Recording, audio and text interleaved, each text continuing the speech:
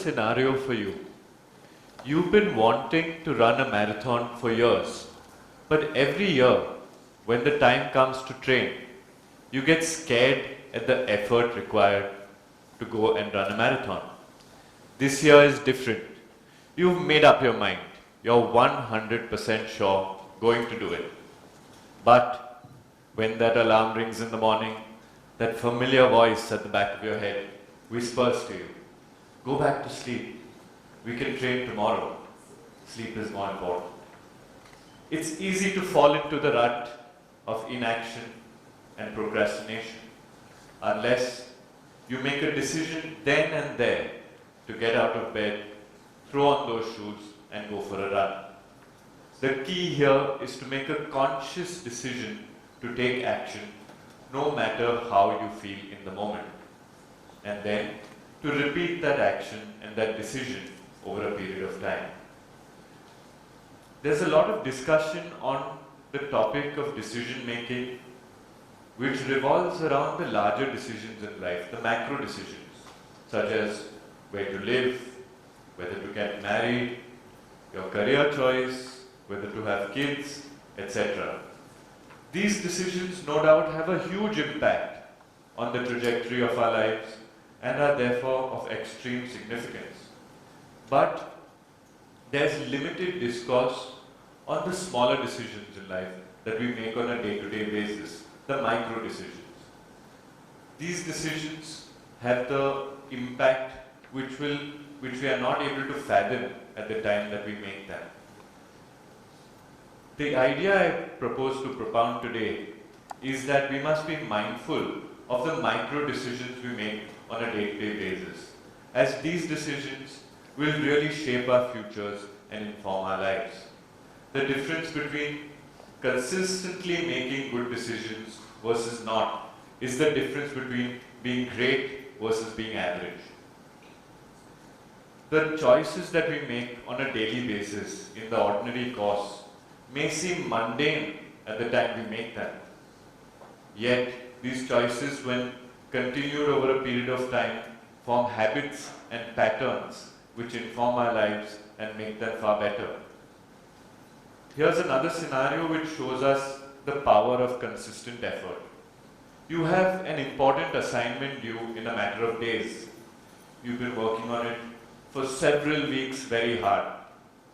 In the meantime, a friend of yours invites you to a party. They say, don't be a bore, come for some time.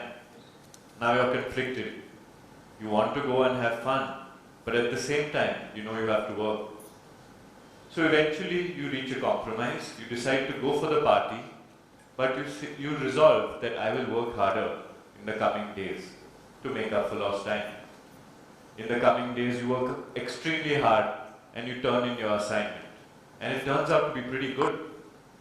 The mere fact that you had been consistently working over a period of time on this assignment shows that the one night that you went out did not have a great impact on the final outcome.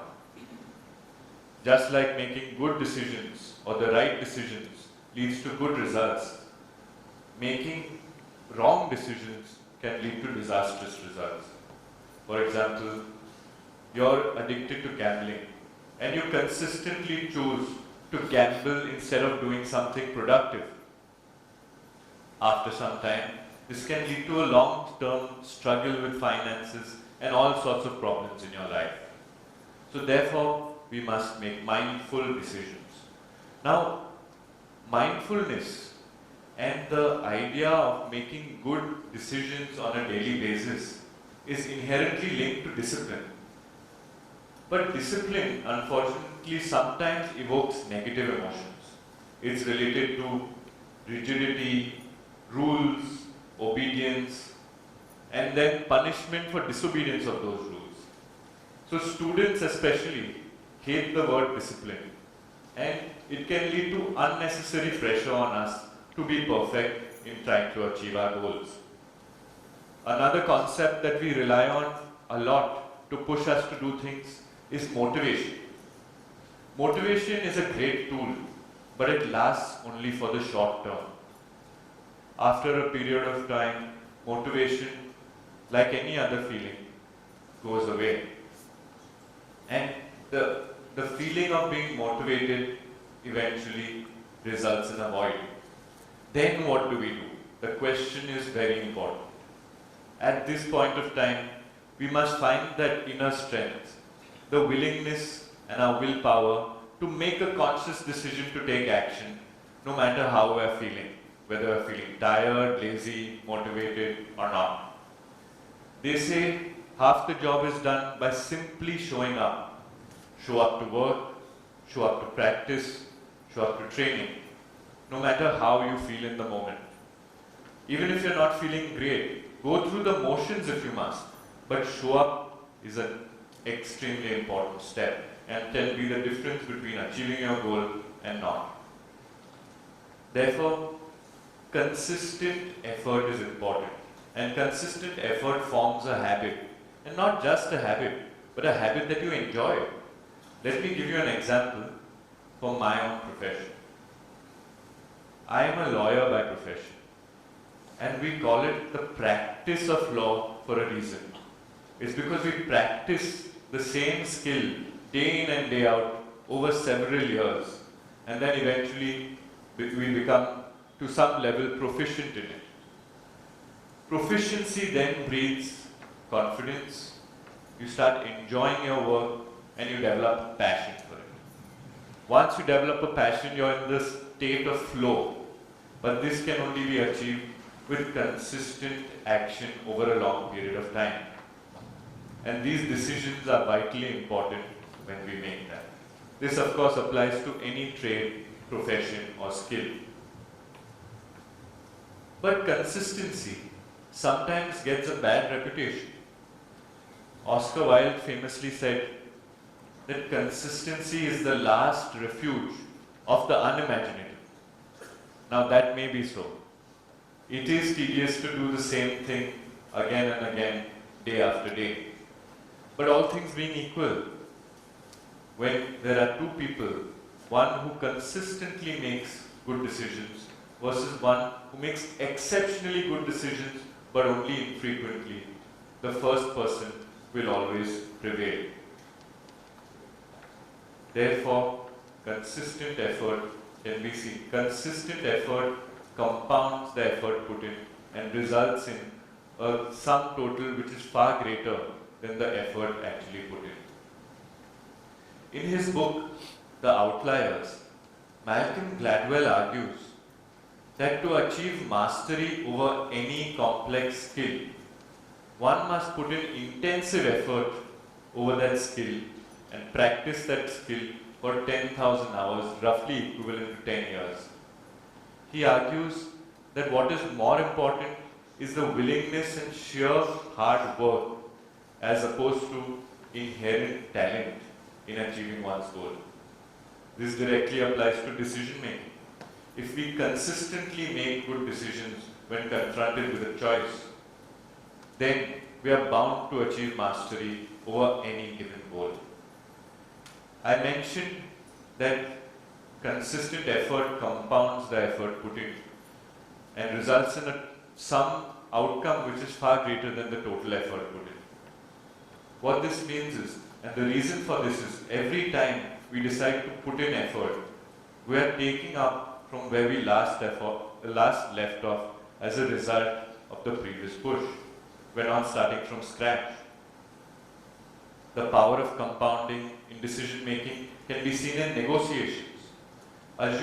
Imagine that you're in a salary negotiation at a new job and you want a salary of say 60,000, but your prospective employer is only willing to give you 50,000.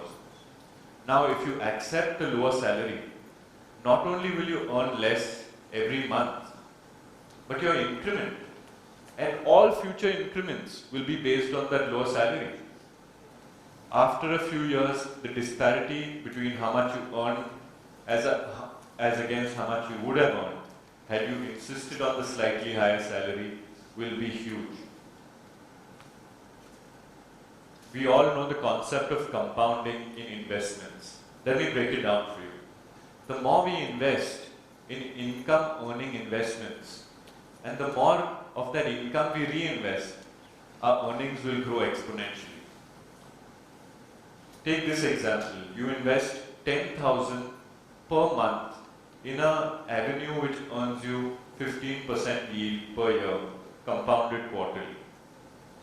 After 35 years, you will have earned 140 million as opposed to the 4.2 million, which is the sum total of your investment that you put in. Isn't that amazing?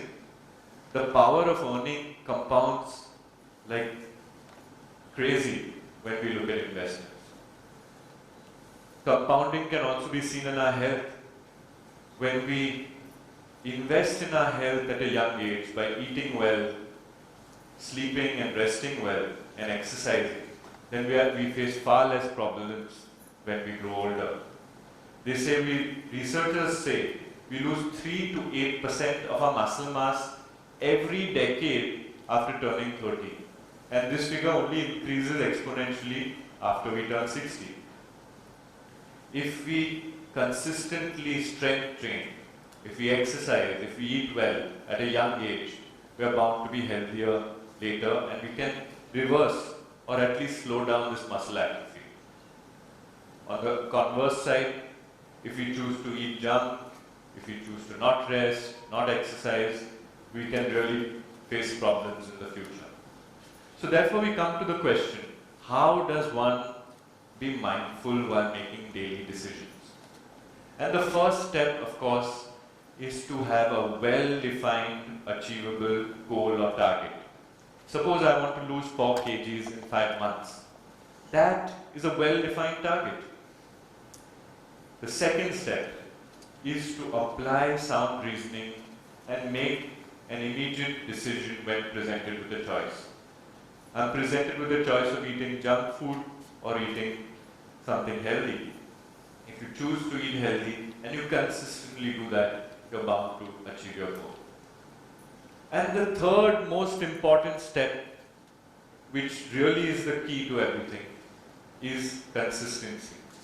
We must repeat the first 2 steps consistently over a period of time, and then we will certainly reach our goals. You know, we're not perfect. We live in a stressful world, and perfection is neither necessary nor warranted in many occasions. It's okay to take a break one day. It's okay to have a cheat meal. It's okay to take a day off. Even if we achieve 70 to 80% of efficiency in making the right decisions, we are bound to reach our goal at the end of the day. Ultimately, good decision making and mindfulness is a call to consciousness. It's a call to intentional decision making, which we do on a daily basis. And this ensures that we're living right in the moment and not making passive choices without thinking about that. Not only must we make good decisions, we must be decisive. Decisiveness also shows you're living in the moment, and it is a sign of self-confidence. At this juncture, we can remember what the Stoics say. Stoicism was a popular philosophy in ancient Greece and ancient Rome. The Stoics were guided by reason, and they believed self-control was a virtue.